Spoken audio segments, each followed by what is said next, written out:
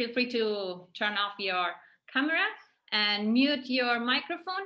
And if you have any questions, start typing them in the chat and we'll come to that at the end of our presentation. So what we want to do today is we're going to share our views of serving learnings. We're going to share with you some examples that really inspired us. And we're going to give you, originally it was a toolbox, but then I realized as I was creating it, that it's just a tip box. We don't have enough time to give you a full toolbox. So, but we have many important tips that we think can help you. And then we're going to give you your turn to use, hopefully, that inspiration and those ideas to prepare to think about how you can apply them to your situation. So what does service learning mean? Let's see what you answered.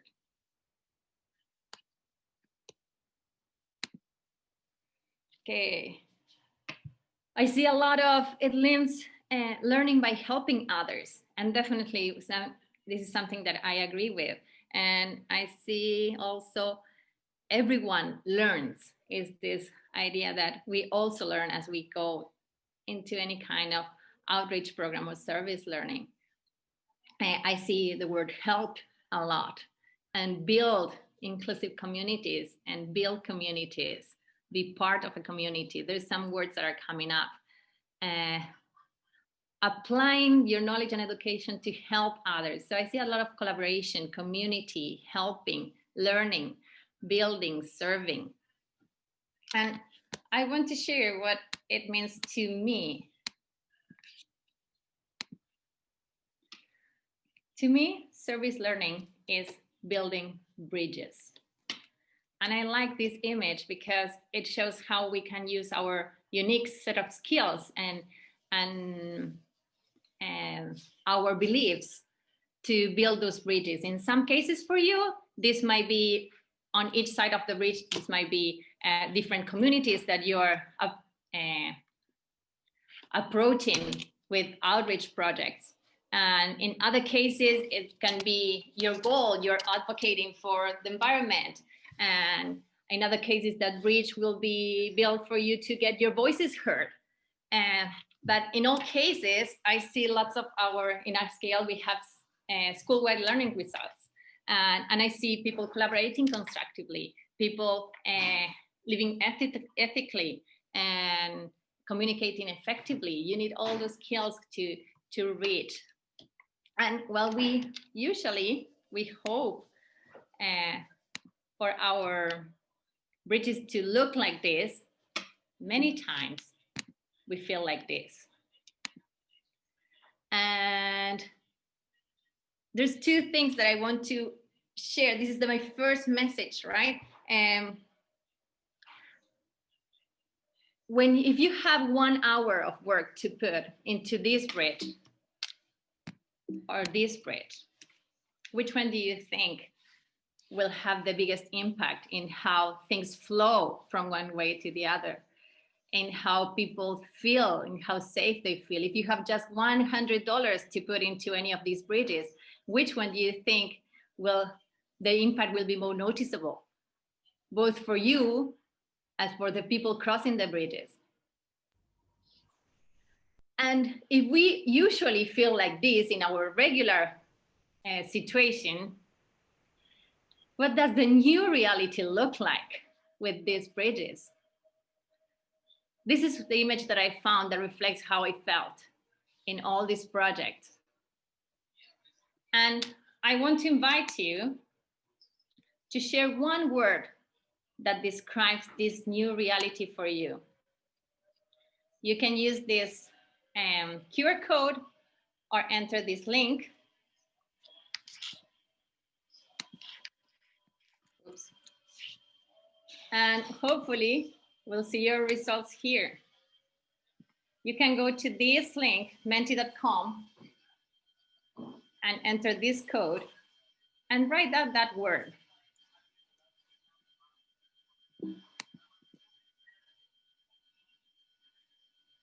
Let's see what we have.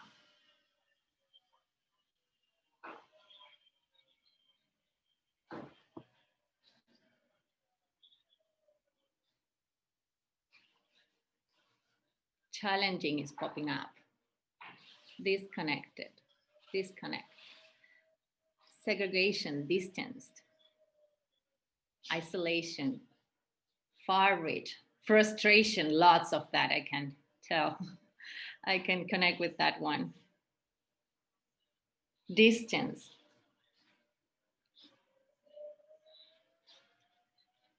I like how somebody added connection instead of disconnection. So you're already thinking about the opportunities and what we need to move. I see failed, brilliant, inspiration.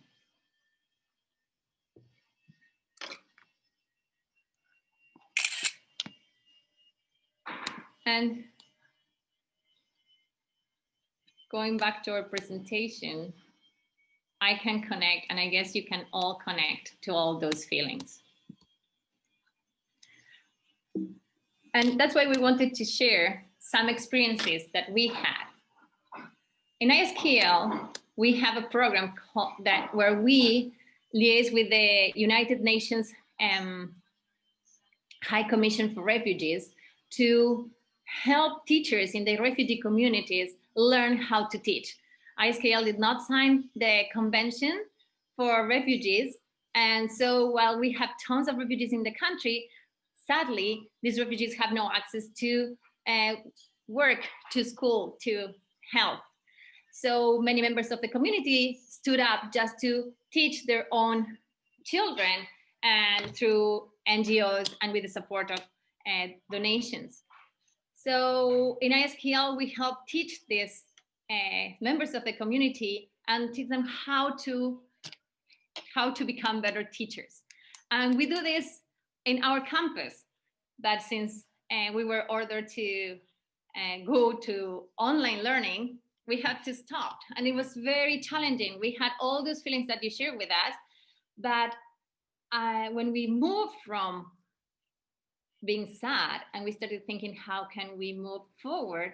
We decided to move our training sessions online. And we found out that by moving them online, they were more equitable. We had teachers that had no money to travel to our campus that now were able to participate because they just needed an internet connection. Some teachers that had small kids and that used to bring the kids to our campus, and we had some seniors helping us babysit them. Now they could do it from their homes. So they didn't have to choose whether to train or be parents. We had some refugees from other states that were able to join. And because we are all new to this, many were sharing their own experiences, and this became a very two-way training. Instead of us teaching them, everybody was sharing their experiences, and we were all learning from each other. So our bridge changed, and it's still not perfect, it's still broken, but it's not isolated anymore. We have people crossing, and some people that weren't able to cross before, now we are reaching to them. Another idea of something that really moved from a small community outreach to grow and have incredible success was a Once Upon a Time program. This program where kids used to go to a refugee school from Myanmar, and they would read together with the kids. This is what we used to do. And when we couldn't go anymore, we had this loss of personal connections. The kids had been going to that school for more than 2 years. So they really had friendships. And we noticed that being online, the language barriers were more difficult to connect, because there's a lot that gets lost in online. We had many kids that dropped out and were not joining the school lessons anymore. And the parents that had to choose whether to pay for food or pay for internet access. So we started thinking about recording our stories to share. And during that process, we found out that there were other volunteers that used to go to the children's hospital in the cancer guard to play and learn and read stories with those kids that were also unable to visit them. So we incorporated them, and we started reading books, and our community grew, because now we're not only reading groups for the refugee school, but also for the hospital kids. And then we had to find kids that could read in Bahasa and Tamil because these kids spoke other languages. And so we created this Once Upon a Time International Storytelling Festival, and we ended up with kids reading from all over the world. We had kids reading in sign language. We had kids with cerebral palsy reading stories. We had refugee kids and kids from Nepal reading stories in all their different languages. So this bummer of not being able to go and visit 90 kids in one school turned out to a program that now we have books available for kids all over the world and with kids reading from all over the world. So it really moved from being a challenge to being an opportunity. And this is the kind of things that we want to share with you to hopefully inspire you to think outside the box. So, oh, sorry, I should have been talking in this slide about how things really interconnected. Asha. So now both Angie and I will be sharing our student perspective of our experiences of having to adapt service to being virtual. And so one of the biggest takeaways I've realized, especially running a virtual food drive, is that communication is key with the communities that you're trying to partner with, because there's no point in building a bridge to somewhere that they don't actually need it. Because in a time of a pandemic and times of lots of changes, their needs previously aren't necessarily the needs that they need to be addressed now. So you can't be making any assumptions, and instead you need to have an open line of communication with them. For example, when we were running the food drive, we never had a set type of food that we were getting them. Instead, with the community leader, they would tell us each week the types of food. And it was sometimes even things we would never have thought of, such as Milo. That seems like or instant coffee. That seems like such a small thing for to us, but for them, it made them feel both human and brought smiles to their faces when we dropped it off. And another thing is remembering your purpose of why your club started in the first place. Because sometimes there's not always going to be a direct link between what you were doing in person and what you can begin to do virtually. There's not always a connect. And instead of trying to figure out how to do it virtually, I realize you have to go back to your purpose and think, why did this club start in this first place? And see if you can approach that purpose from a different perspective that's virtual. For example, in Earth Club that I help run, a lot of the things we used to do were in person, such as community recycling or doing an eco market. And the whole purpose was to reach out to the community about environmental issues. And so instead of trying to recreate a virtual eco market or do recycling from home, we've instead shifted our perspective and looked how we can reach out over the internet, whether it is creating challenges or working on our social media.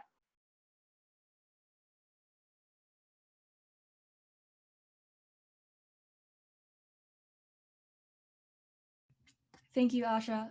So I'm Anji, and I run our school's Key Club, in which we typically teach math and English to Burmese refugee students. When the pandemic first hit Malaysia and a countrywide lockdown was implemented, virtual learning was not accessible for our Burmese students, and they missed months of formal education. And I'm sure you might empathize with how difficult it must have been for them to stay motivated with what limited resources that they have. In fact, as Ms. Val had said earlier, a few students even tried to permanently withdraw from school and look for jobs in an attempt to financially support their families. Many suffered emotionally as well from the lack of social engagement with their peers and teachers that often gave them solace and a sense of normalcy. I'd like to bring us back to the bridge metaphor. Our students were disconnected from their reality, both in the form of education and emotions. And the bridge that at once connected us with them was lost due to COVID-19, and we had to adapt more novel approaches to reach out to them. First, we had to overcome the suspension in their learning.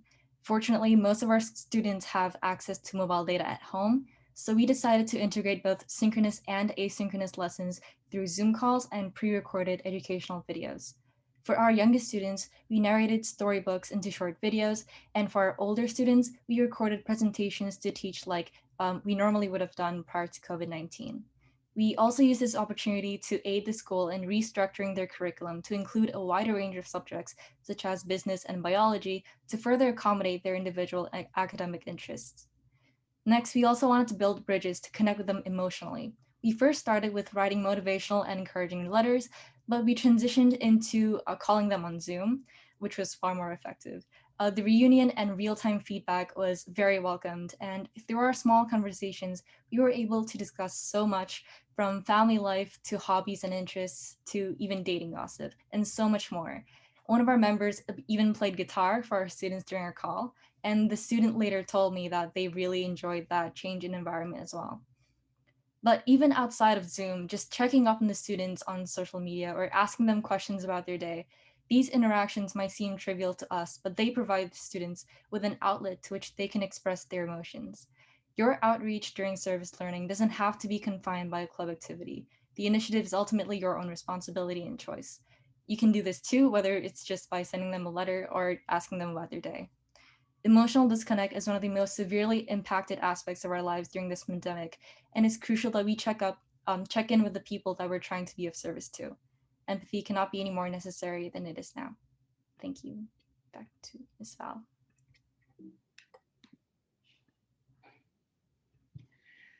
So I hope we inspire with our examples. And when thinking about how we can help with tools for you, I wish I had the time to learn about all the different projects that are going on in all the different IASA school. But something that I learned is that we're all doing so many different things. Some of you are working for the environment. Some of you are working with diversity and inclusion. Some of you are reaching out to refugees or to orphanages or to elders.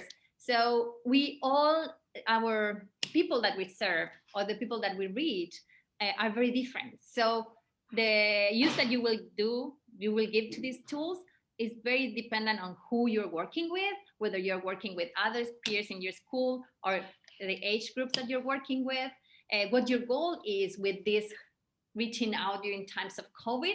Do you want to take action? Do you want to teach? Do you want to connect? Just keep the connection going. Do you want to engage people? And how you're doing that? Are you doing things synchronously, or you're preparing things that then you share asynchronously? So this is our tip box instead of a toolbox. So if you're working on outreach, make sure that there's a two-way traffic flow on your bridge. Like Asha said, communicate and don't assume what they need. Ask, what do you really need, and brainstorm solutions together. Make sure that you empower them. There's no better time than now to distribute those fishing rods and help people fish instead of providing the fish. Everyone has something to give, so maybe this is the time for you to pinpoint that through those communications.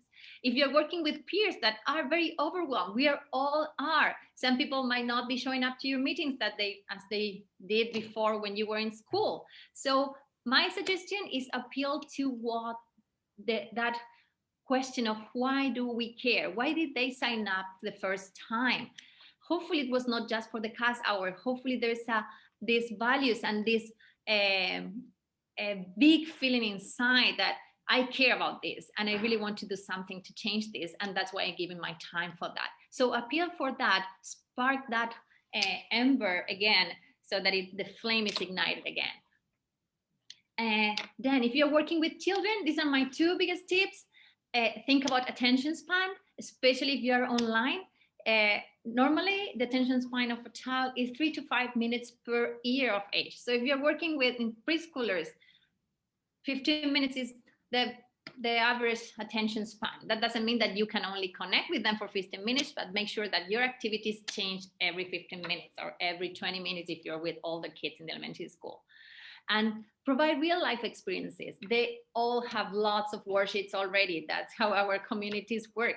At least in Malaysia, our refugees have tons of worksheets for kids to draw and write on. So give them real life experiences, help them use that learning in their real life, wherever they are, and give them an authentic audience. That's what happened with the stories that kids were recording. Suddenly they realized that they were recording stories for other kids that they will read. And that's so empowering to have a real audience to whatever you create. And this is valid for everybody. Connect. I love that you're doing this today because your challenges are the same as many other groups and clubs in other IASA schools. So connect with others in your school or around the schools. Really, we're going to give you some time for you to brainstorm. But these ideas that come out now, you can work together. Before, we were constricted by our own spaces and our own timetables. In school, when you will have a group working with a specific group in one school, but now you can connect and join together. There's no limits, there are no boundaries.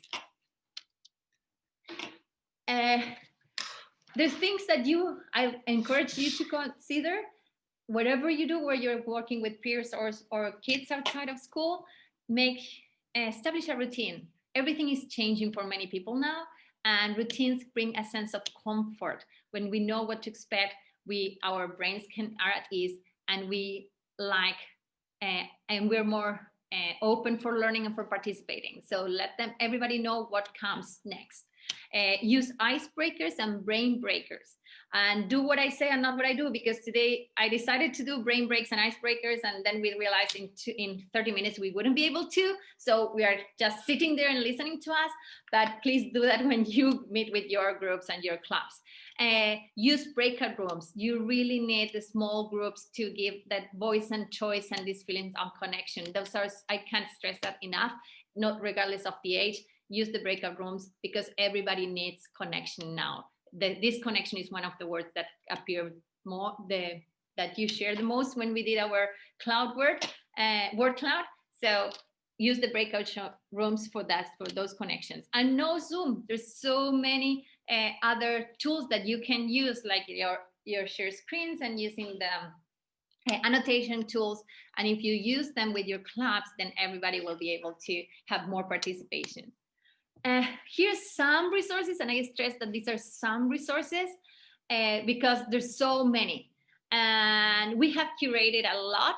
So if you need specific resources for a specific age group or subject, send me an email. I'm sharing it at the end of the presentation, and we'll share a copy of this presentation with all of you.